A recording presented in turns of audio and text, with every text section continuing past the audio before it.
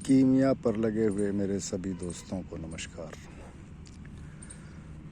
आज हमारा टॉपिक पारे और गंधक को समझने का है, क्योंकि हम इन दोनों के साथ लगातार काम करते जाएंगे, तो इनके बारे में थोड़ी समझ रखना बहुत ज़रूरी है। पारा भेद अनुसार 5 प्रकार का कहा जाता है। पहला मिश्रक, दूसरा पारा, तीसरा सूत, चौथा रसेंद्र और पांचवा रस। मिश्रक जिसमें बहुत सी धातुएं मिला दी जाती हैं, वह जिसमें बहुत सी अशुद्धियां होती हैं। यह कुछ इस पे जो आभा नज़र आती है वह मोर पंख की आभा समान नज़र आती है। जब इसमें से अशुद्धियां दूर करने लगते हैं तो वो अशुद्धियां ऊपर आकर चमकती हैं। वह स्पष्ट दिखाई देती हैं कि ये अशुद्धियां इसमें मौजूद हैं।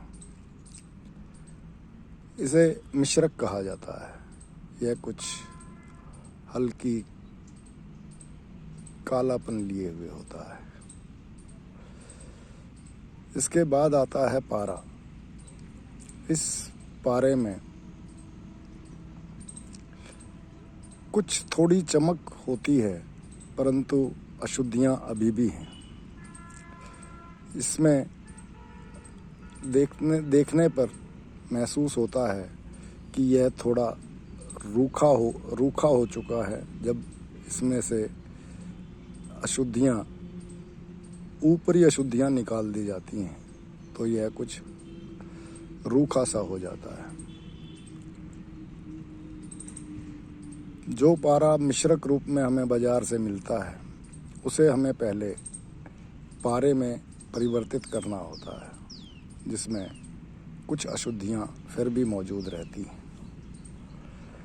अब इसके बाद हम जब उसका और शुद्धिकरण करते हैं तो उसकी अंदर की अशुद्धियां निकलती हैं, परंतु पारे का कालापन थोड़ा सा बढ़ जाता है, जो मरकरी ऑक्साइड के रूप में दिखाई देता है। यह भी कुछ रूखा सा होता है। इसके बाद शुरू होती है हमारी वह प्रक्रिया जो हम सूत, रसेंद्र और रस की तरफ हमें लेकर बढ़ती है। सूत पारद जब तैयार होता है वह हल्का पीलापन लिए होता है। रूखा तो फिर भी रहता है। एक तरह से जैसे जैसे गंधक जारण हम करते जाते हैं तो गंधक का जो पीलापन है वह उस पारे में आना शुरू होता है। वह पीलापन लिए हुए, पीली आभा लिए हुए रूक्ष पारा जो है वह सूत पारद कहलाता है। अब इस सूत को लेकर आगे जैसे बढ़ते हैं, जैसे जैसे हम गंधक जारण बढ़ाते जाते हैं, यह पारद रसेंद्र में परिवर्तित होता है, जो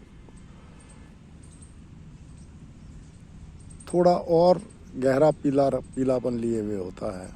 वह इसमें अब अशुद्धि नाम की किसी भी प्रकार की कोई चीज़ नहीं रहती। गंधक जारण करते करते हम लगातार इसे आगे बढ़ाते हैं तो यह पारा धीरे धीरे करके लाल रंग पे, पहले गुलाबी रंग पे और धीरे धीरे लाल रंग पर पहुंचता है। जब यह लाल रंग पर पहुंचता है तो इसे, जो हमारे खून का जैसा रंग होता है वैसे रंग पे जब ये पहुंच जाता है तो इसे रस पारद कहते हैं। परंतु यह कोई सीमा नहीं है। हम जिस पारद पर लगे हुए हैं, जिस पारद के लिए हम काम कर रहे हैं, वह नीले रंग का पारद होता है, जो लगातार गंधक जारण करते करते वह अभ्रक चारण कर अपनी सीमाओं को एक तरह से बढ़ाता चला जाता है। वह यह जो रस पारद है, यह नीले रंग में नीली आभा लिए हुए हमें नजर आता है। इस पारद के साथ ही हम किसी प्रकार का कोई कर्म कर सकते हैं। यह पारद ही वह पारद है, यह रस ही वह पारद है जो हमारा धातु परिवर्तन करने में सक्षम है, जिसके बारे में कहा जाता है कि 10 गुना गंधक जारण यदि हम करते हैं तो यह 1 गुना अपने से वजन में 1 गुना धातु परिवर्तन कर सकता है। यदि इसमें 100 गुना गंधक जारण करते हैं तो यह अपने से 1000 गुना धातु परिवर्तन कर सकता है। और जब हम इसमें 1000 गुना गंधक जारण करते हैं तो यह अपने से 1,00,000 गुना वजन में धातु का परिवर्तन कर सकता है। इसी पारद को जब हम गंधक जारण करते चले जाते हैं, वह 1,00,000 गुना इसमें गंधक जारण कर दिया जाता है, तो यह पारद करोड़ गुना अपने से धातु का परिवर्तन कर सकता है। अब दूसरी चीज जो आती है वह गंधक है। गंधक 4 प्रकार की है, एक सफेद रंग की, एक पीले रंग की, एक लाल रंग की और एक काले रंग की।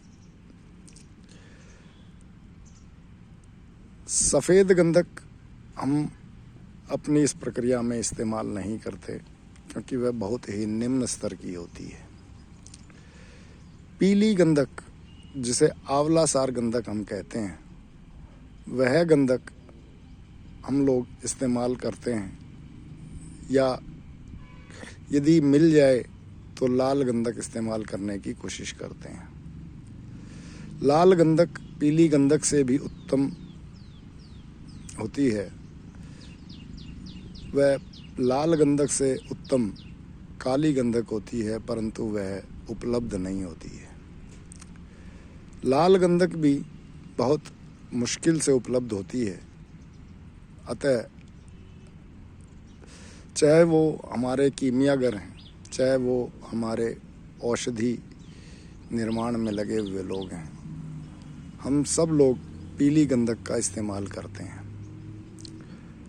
जहाँ तक बात आती है लाल गंधक के तेल की, यहाँ गंधक का लाल तेल इस्तेमाल होता है, ना कि लाल गंधक का तेल इस्तेमाल होता है। अब गंधक का लाल तेल उसमें मिले हुए कुछ दूसरे पदार्थों की वजह से अपना रंग लाल रंग का दिखाता है। यही गंधक का लाल तेल हमारे शास्त्रों में बताया गया है कि धातु परिवर्तन करवाने में सक्षम होता है। अतः हमें अपनी पीली गंधक को साफ कर, स्वच्छ कर, शुद्ध कर इस गंधक का इस्तेमाल करते हुए हम पारे के साथ इसका संयोग कराते हैं। वह धीरे धीरे धीरे धीरे धीरे धीरे जितनी पारद की अशुद्धियां हैं वह गंधक निकालती है, वह जितनी गंधक की अशुद्धियां हैं वह जब हम इसमें पारद का जारण करते हैं तो वह निकालता है। लोगों ने गंधक और पारद पे काम तो किया, लेकिन अभी तक जो चीज़ मैं आपको बता रहा हूँ यह पहली बार आपके सामने आ रही है कि गंधक को आप जब गर्म करने लगते हैं, शुद्ध गंधक को गर्म करने लगते हैं, तो वो एक बार पहली बार एक खास टेम्परेचर पर पहुंचकर पिघल जाती है, और जैसे जैसे उसका टेम्परेचर बढ़ता है तो वो पिघली हुई गंधक फिर थोड़ी सी उड़ने के रूप में शुरू होती है और थोड़ा थोड़ा जैसे टेम्परेचर और बढ़ता है तो वह दोबारा से पिघलना शुरू होती है। मतलब स्पष्ट है कि गंधक के मेल्टिंग पॉइंट एक नहीं दो हैं। पहला मेल्टिंग पॉइंट, फिर उसके बाद फिर थोड़ा सा जमना, वह फिर दोबारा से मेल्टिंग पॉइंट पर पहुंचना। इस मेल्टिंग पॉइंट से ऊपर यदि गंधक को तापमान दिया जाता है तो वह गंधक जलना शुरू होती है, वह गंधक उड़ना शुरू होती है। और यही भाप जो है गंधक की, यही भाप पारे के साथ संयोग कर पारे की अशुद्धियां दूर करती है। वह पारा इस गंधक की भी अशुद्धियां दूर करता है यदि इसके साथ कुछ आती हैं। पारा और गंधक एक दूसरे की अशुद्धियां दूर करते हैं, वह अपनी सर्वोत्तम ऊंचाइयों तक पहुंचने की कोशिश करते हैं। परंतु हमारे साथ लगे हुए लोग जब इन चीज़ों पर ध्यान नहीं देंगे तो या तो वो अपनी गंधक को जला लेंगे या अपने पारे को उड़ा देंगे। गंधक के साथ रहकर पारा किसी भी प्रकार से उड़ता नहीं है, भागता नहीं है। पारद और गंधक का जब संयोग होता है तो केमिस्ट्री के अनुसार HGS मर्क्यूरिक सल्फाइड तैयार होता है। परंतु यह मर्क्यूरिक सल्फाइड यदि HGS है तो पारा इसमें जो उपलब्ध है वह शुद्ध पारद है। अब HGS1, HGS2, HGS3, HGS4, HGS5, HGS6, HGS7, HGS8, HGS9, HGS10 10 गुना गंधक जारण करने का अर्थ है हम HGS10 तैयार कर रहे हैं। और HGS10 तैयार करने पर हम यह मान सकते हैं कि हमारा पारद पूरी तरह से शुद्ध है। अब इससे आगे की प्रक्रिया HGS11, HGS12, HGS13 और इसी तरह से आगे बढ़ते हुए जब यह HGS100 पर पहुंचता है तब कुछ इसमें संभावनाएं नज़र आती हैं कि यह अपना कोई कर्म करेगा। HGS10 पर जब यह पहुंचता है तो इसको पूरी तरह से हम शुद्ध मान सकते हैं। HGS100 पर जा कर के हम यह मान सकते हैं कि यह पारद हमारा धातु परिवर्तन करने में कामयाब होगा। अब इससे आगे मैं आपको बताना चाहता हूँ कि जब हम लोग HGS10 तैयार करते हैं उसके बाद हम लोगों को इसमें अभ्रक चारण करना होता है। अभ्रक चारण करते वक़्त हम लोगों को अभ्रक की भी आवश्यकता है और अभ्रक के साथ संयोग करवाने वाले कुछ और तत्वों की भी आवश्यकता है। यहाँ मैं आपको अभ्रक के प्रकार बताना चाहूँगा। अभ्रक 4 प्रकार की है, जिसमें धातुवाद के लिए नाग अभ्रक इस्तेमाल की जाती है, वह औषधि के लिए काली वज्राभ्रक तैयार की जाती है।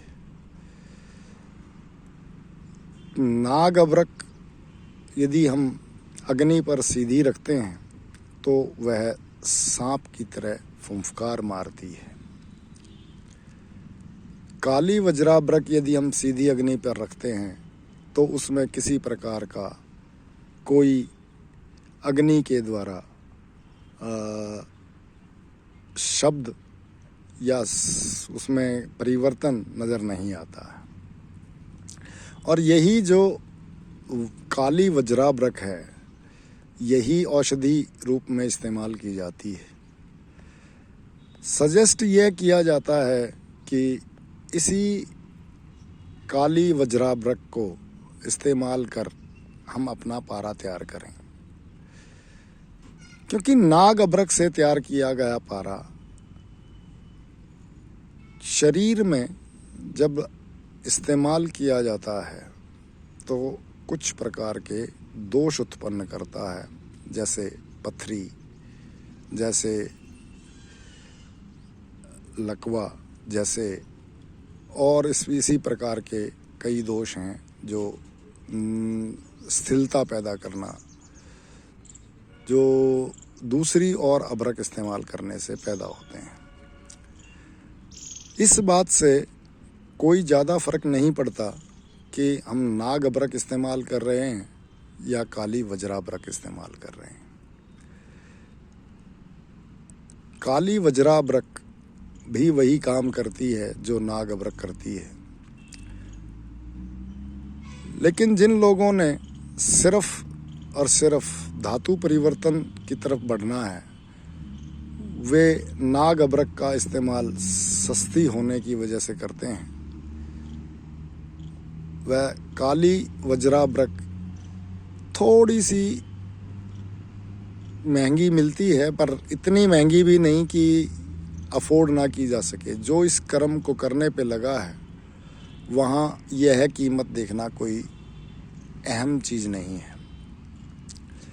अब काली वज्राभ्रक भी हम लोगों को तैयार करनी होती है धान्या वज्राभ्रक। यहाँ धान्या वज्राभ्रक से मतलब हमारे ग्रंथों में, हमारे शास्त्रों में कि हमें काली वज्राभ्रक लेनी है, उसे कूट पीट कर महीन करना है। एक कंबल का टुकड़ा ले, उस कंबल के टुकड़े की पोटली बना, उसमें वह काली वज्राभ्रक का चूर्ण रख, वह साथ में धान के जो चावल के छिलके आते हैं, चावल के छिलके, धान के चावल के छिलके, उन चावल के छिलकों के साथ उसे पानी में रखकर कूटा जाता है। उस कंबल के कपड़े से, उस कूटने से वह धान के साथ रखी हुई, धान के छिलकों के साथ रखी हुई अभ्रक धीरे धीरे कर पानी में आ जाती है। यह बाहर निकली हुई अभ्रक ही धान्या अभ्रक कहलाती है। इसी धान्य वज्राभ्रक का हमें सत्व निकालना होता है। इस सत्व को निकालने का तरीका मैं आपको डिस्क्रिप्शन बॉक्स में एक लिंक के रूप में दे दूंगा। अब यह जो अभ्रक सत्व आप निकाल लेंगे, इस अभ्रक सत्व को, यह जो सत्व होगा, इसे आप चारण करेंगे 10 गुना गंधक जारण करने के बाद। 10 गुना गंधक जारण करने के बाद यह काली धान्या वज्राभ्रक, यही माइका आप लोगों को उस पारद में चारण करवानी है। चारण प्रक्रिया मैं आपको अपने अगले वीडियो में दूंगा। वह आपको बताऊंगा कि आप कैसे कैसे चारण करवाएं।